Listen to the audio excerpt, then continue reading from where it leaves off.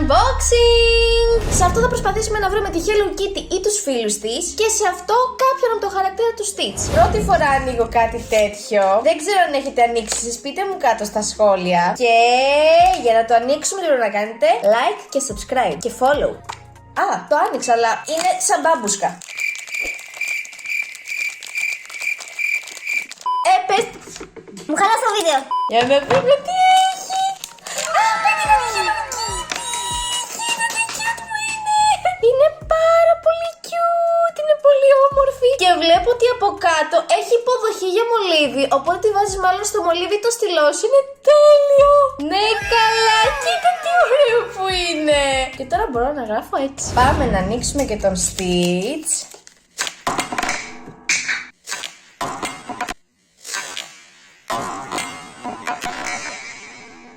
Το κουτάκι του Stitch είναι άσπρο όπως βλέπετε. Είναι και αυτός μέσα σε χαρτάκι, οπότε κατάλαβα, μάλλον θα είναι και αυτός. Θα μπορείς να τον βάλεις πίσω από κάποιο μολύβι. 3, 2, 1.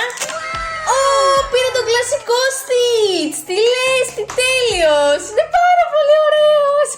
Νάτος και ο Stitch μου, γράψτε μου κάτω στα σχόλια αν θέλετε να κάνω κι άλλα τέτοια unboxing.